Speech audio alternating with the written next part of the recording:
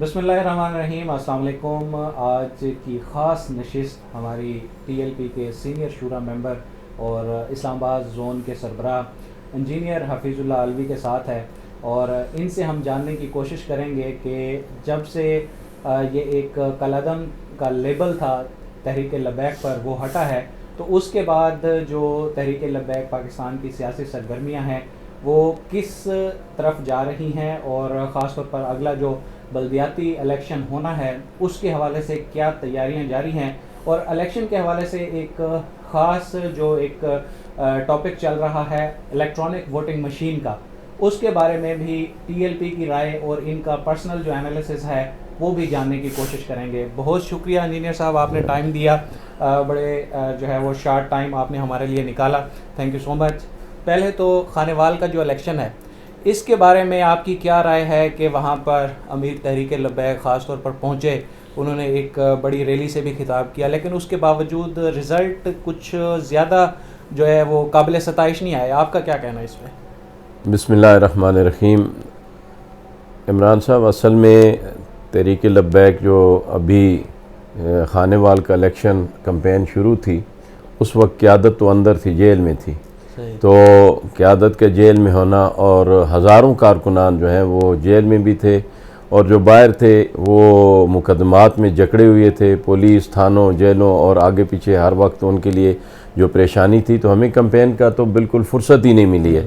इस कैंपेन में ये आखिरी लम्हों में जब हमारे कायद हमारे अमीर तहरीक लब्बैक पाकिस्तान हज़रत अल्लामा हाफिज़ साद हुसैन रज़वी हफ़ज़हुल्लाह तशरीफ़ लाए और एक जलसा उन्होंने किया, तो अभी भी इस जलसे की तादाद तो ये थी कि यूँ लगता है कि लोग हमें देखो दाखी के लिए आए थे। अच्छा। कि अगर 70-80 हज़ार का जलसा हो और वोट जो है 9-10 हज़ार हो तो ये सोचने की बात है और हो सकता है कि कौम को अभी जो है ना स्टिल फैसला करने के लिए कोई वक्त दरकार है।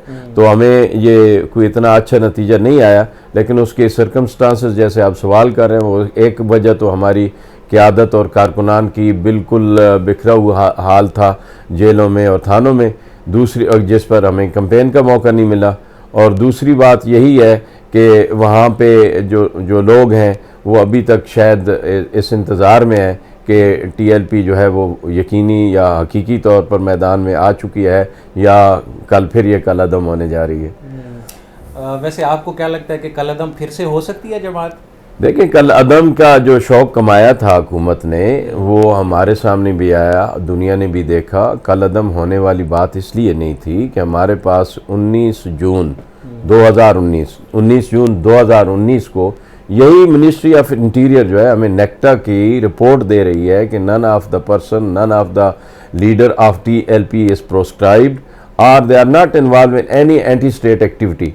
जब हम ये बात करते हैं तो फिर उसको चंद दिनों में यानी 12 अप्रैल तक कोई कलअदम की जो है ना वो स्मेल नहीं आ रही थी। 12 अप्रैल को जब हुकूमत ने एक ऐसा काम किया कि हमारे कायद को, हमारे लीडर को गिरफ्तार किया और उसके बाद ये एक ऑब्वियस था कि रिएक्शन आना था, हमारे कारकुनान मुश्तइल हुए और उनके इश्तियाल की वजह से वो रोडों पे आए या वट ये पार्टी का हक भी बनता है और ये हमारी पार्टी को किसी के ज़ात के लिए, मफाद के लिए नहीं है, ये अल्लाह रसूल के लिए, दीन के लिए और लोगों का जो जज्बा है वो आपने और कौम ने और लोगों ने पूरा हर तरीके से देख लिया। तो लोग उस वक्त उसी जज्बे से बाहर आए कि भाई हमारे लीडर का कसूर क्या है जिसको आपने अरेस्ट कर दिया जस्ट फॉर नथिंग।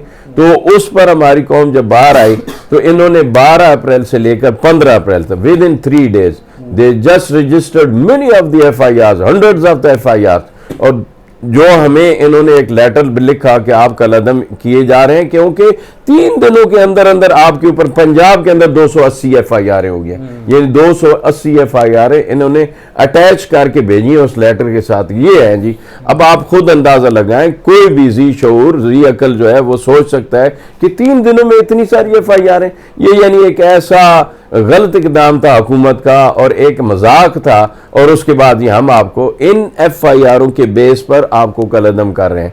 भाई 12 अप्रैल 2021 से पहले तो आपके पास कोई ऐसी चीज़ थी नहीं, अब आपने 3 दिनों के अंदर अंदर आपने ये एक इकदाम किया, तो इससे अगर हुकूमत खुश होना चाहती तो वो खुश हुई, लेकिन उसके बाद वही हुकूमत बैकफुट पे आई जब उनको जो है नज़र आ गया कि नहीं ये कलअदम करना जो था ये जस्टिफाइड नहीं था, तो then they issued the the notification कि जी नहीं। अच्छा, आप पे भी FIR हुई और आपने जेल में भी टाइम गुजारा। आपको नहीं लगता कि एक कम अरसे में एक पार्टी को जो सियासी जमात है अब, तो उसको उस सारे प्रोसेस से गुजार दिया गया है जो कि कई जमातें जो है वो उनको एक दिहाई लग जाती है कि लीडरशिप का जेल में होना, कारकुनों पे पर्चे कटना, ये सारी चीज़ें जो है वो TLP वालों ने पहले ही बर्दाश्त कर ली हैं। बात यह है कि आपने कहा मैंने जेल में एक टाइम गुजारा, मैंने टाइम नहीं गुजारा, मुद्दत गुजारी है, ठीक है ना। ये 5 माह 6 माह ये कोई टाइम नहीं होता है। और आप जेल के अंदर जाने वाला, अल्लाह ना करे किसी को जब वास्ता पड़ता है ना हवालात में कोई बंदा, ठीक है वो हमारे पास पौडरी है, नशई है, ज़िना करने वाले हैं, डकैत हैं, उनका जेल में जाना या आना कोई फ़र्क नहीं पड़ता। लेकिन आपका एक सीधा साधा आदमी जिसका कोई एक पूरा मन सिटीज़न जो है उसको आप जब हवालात भेजते हैं तो उसके ऊपर कहर टूट जाता है। और एक शरीफ शहरी के ऊपर उस वक्त उसको एहसास होता है और एक एक लम्हा जेल के अंदर हवालात के अंदर जो है वो गुजारना बहुत मुश्किल होता है। और मेरे जैसे शख्स को, यानी I have been in jail for 5 months, और अब वो यही चीज़ें हैं कि और मल्टीपल FIRs वर रजिस्टर्ड अगेंस्ट मी, और मेरी शूरा के खिलाफ या मेरी तहरीक के खिलाफ जो रजिस्टर की गई हैं, और वो सारी बेसलेस हैं, सारी झूठ पर हैं, कोई किसी का एक भी सच्ची, और सब हुकूमत पाकिस्तान की या हुकूमत पंजाब की पुलिस की तरफ मुद्दईयत में है, कोई उसका प्राइवेट मुद्दई नहीं है। तो अब इस तरह करना ये सरासर एक जमात के साथ ज्यादती है। अब जब ये हमें चाहते हैं और इन्होंने इस तरह करके हमें इस प्रोसेस से गुजारा, तो जाहिर है फिर हमारी क़यादत भी वो जाहिर है कि वो कुंदन बन चुकी है। और इस मुश्किल से जुल्म से नबरदज़मा होने के बाद जो है मैदान एक तो इम्तिहान था बतौर एक मतलब सियासी वर्कर या एक पार्टी के साथ एफिलिएट होने के बाद, वो उस इम्तिहान से आप गुजर गए। अब अगला इम्तिहान जो है वो आपका है कि आप आवाम में जाएंगे, वहाँ से वोट लेंगे, पार्लियामेंट में आप चाहते हैं आपकी नुमाइंदगी हो ताकि आप अपने मंशूर पर इम्प्लीमेंट करा सकें। पिछले हफ्ते मैं पेशावर में था, वहाँ पर तो हमने कोई उम्मीदवार किसी एक का पोस्टर भी नहीं देखा, शायद वहाँ पे जो है TLP के उम्मीदवार हिस्सा नहीं ले रहे। लेकिन अब नेक्स्ट फेज़ जो है वो TLP का जो है, क्या इस्लामाबाद में जो बल्दियाती इंतखाबात होने हैं और पंजाब में होने हैं, उस हवाले से कितना तैयार है आपकी जमात? देखें, इसमें जहाँ पोस्टर नहीं है या इस हिसाब से वहाँ सच्ची बात यह है कि इलेक्शन जो है वो खेल नहीं होता, उसके लिए ख़ासी तैयारी की ज़रूरत होती है, वहाँ पे ख़र्चों की ज़रूरत होती है। और TLP जो है अपने जो जेलों के और थानों की पुलिस को रिश्वतें दे दे के हमारे खर्चे नहीं पूरे हो रहे हैं, तो पोस्टर कहाँ से छुपवाएंगे। लेकिन फिर भी अल्लाह मदद करेगा। एक तो ये है कि KPK में कल ही हमारे अमीर साहब जो हैं गाज़ी में एक जलसा करके गए हैं, KPK का हिस्सा है हरीपुर गाज़ी तहसील, तो वहाँ पे जलसा करके गए हैं। और ये हम जहाँ तक हमसे हो सका हम अल्लाह और अल्लाह के रसूल के दीन को तख्त पर लाने के लिए अपना पूरा तन मन धन जो है वो लगा देंगे और लगा रहे हैं। जहाँ तक इस्लामाबाद की आप मुझसे सवाल कर रहे हैं, तो मैं बिल्कुल एक दिन भी अब मिस नहीं कर रहा हूँ। मेरा आज जो है तकरीबन ये चौथा दिन है कि मैं इस्लामाबाद में अपना पूरा टाइम दे रहा हूँ।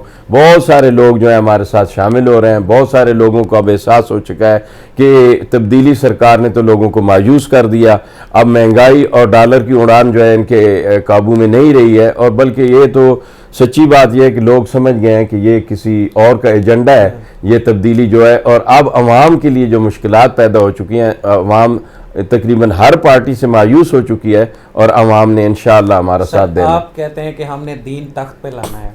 अगर हम वज़ीर-ए-आज़म इमरान खान को देखें तो वो भी यही बात कर रहे हैं कि रियासत मदीना मैंने बनानी है, रहमतुल्लिल आलमीन अथॉरिटी का क़याम किया गया है। गुज़श्ता रोज़ उसके पहले जो है वो एग्जेक्टिव बॉडी का भी एक इजलास हुआ है। फिर गुज़श्ता रात ही अल जज़ीरा पर एक इंटरव्यू शाये हुआ है वज़ीर-ए-आज़म इमरान खान का, उसमें भी उन्होंने यही बातें की कि इस्लामोफोबिया के ख़िलाफ़ हम लड़ रहे हैं, सीरतुन नबी पर हमें अमल करना होगा, अपने बच्चों को उसी हवाले से तबलीग करनी होगी, मगरिब के असर से हमें निकलना होगा।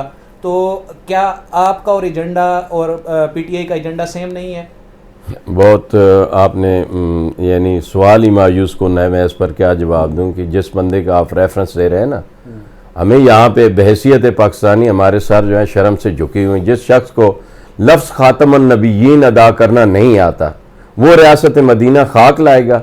या रियासत मदीना के लिए 14 साल चल पड़ा है तो क्या उसने इकदाम की, ये फलां अथॉरिटी कायम, उस अथॉरिटी का जो वो डीजी बनाया है उसको देखा है कि वो कितना अमल पसंद। अब आप कहते हैं हमारी नस्लों के लिए, क्या इमरान खान के वो बेटे जो हैं वो यूरोप के ज़ेर साया नहीं पाल रहे हैं? ये कैसे क्वेश्चन आप कर रहे हैं? यहाँ इनके इस्लाम में और हमारे इस्लाम में बहुत सारा फ़र्क है। ये इस्लामोफोबिया का लफ्ज़ इस शख्स ने ईजाद करके तमाम उम्मत मुसलमान को शर्मिंदा कर दिया है। इस्लामोफोबिया जो है ये हम अगर कहना शुरू कर देंगे तो लोग फिर हमें क्या कहेंगे? ये बात ही नहीं है। इस्लाम जहाँ भी रहा है, इस्लाम अपनी पावर से रहा है और इस्लाम किसी का भी मगलूब नहीं होता, और इस्लाम इंशाअल्लाह गालिब आएगा और दीन तख्त पे आएगा। अब वो खुशकिस्मत लोग होंगे जो दीन को तख्त पे लाएंगे। वो हमारे असलाफ थे जिन्होंने कल कहा था कि बट के रहेगा हिंदुस्तान, बन के रहेगा पाकिस्तान, और पाकिस्तान का मतलब क्या? ला इलाहा इल्लल्लाह। कौन सा 73 सालों में आपने ला इलाहा इल्लल्लाह वाली यहाँ रीत देखिए? 1860 का पुलिस ला, आज भी हम उसी के ऊपर चल रहे हैं। ना अदालतें काम कर रही हैं, ना पुलिसें काम कर रही हैं, कोई इदारा जो है वो उनके मगरब के अलावा चल नहीं सकता है। उन्हीं का एजेंडा जो है यहाँ पे फुलफिल किया जा रहा है। तो आप क्या समझते हैं कि ये रियासत मदीना होगी? रियासत मदीना वो होगी जो सहाबा रिज़वानुल्लाह अलैहिम अजमईन की जिंदगियों का नमूना बन के तो यहाँ आएंगे, और वो इंशाल्लाह आने वाला है। सर, ईवीएम के हवाले से जो है कहा जा रहा है कि जो मेयर का इलेक्शन होगा इस्लामाबाद में वो ईवीएम के थ्रू कराया जाएगा, तो उस पर टीएलपी का क्या मौक़िफ़ है? क्या आप ईवीएम के इस्तेमाल के हामी होनी चाहिए?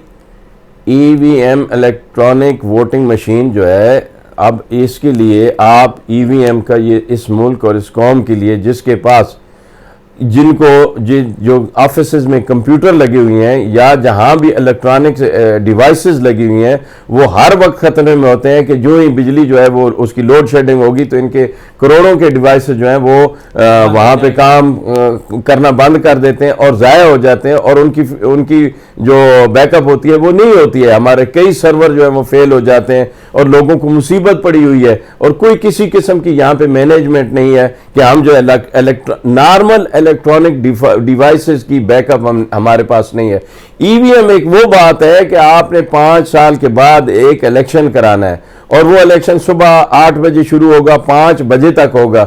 Do you think we will get the electricity uninterrupted during this time? अगर फर्ज किया एक इस्लामाबाद में ये सब कुछ अपने मेयर्स करके इस्लामाबाद में अनइंटरप्टेड रहेगी, क्या ये खुशदार में लसबेला में भी बिजली फेल नहीं होगी, या वो सिब्बी में या गिलगित बल्तिस्तान में वहां हमारे सारे पोलिंग स्टेशनों पर हमारे उस दिन बिजली पूरी होगी? यानी ये वो मुल्क है जिसके अंदर सबसे पहले तो जो है ना इलेक्ट्रिसिटी का बहुत बड़ा प्रॉब्लम है। दूसरा, we are illiterate people, how can we say कि हम ईवीएम यूज करेंगे? ईवीएम यूज करने के लिए आपको एक लिटरेसी रेट चाहिए, और उसके अलावा भाई ईवीएम का एक्सपीरियंस टिल टुडे मैं आपको ये रिसर्च के बाद बताना चाहता हूं कि 18 मुल्कों ने तजर्बा किया है, जिसमें 10 टोटली फेल हो गए, 10 में से 8 उसके ऊपर काम कर रहे हैं, 8 में से totally 2 countries are still on this EVM, one is India and another is Brazil. ये मेरी स्टडी है, जिसको इसको चैलेंज करना है मुझे बता दे।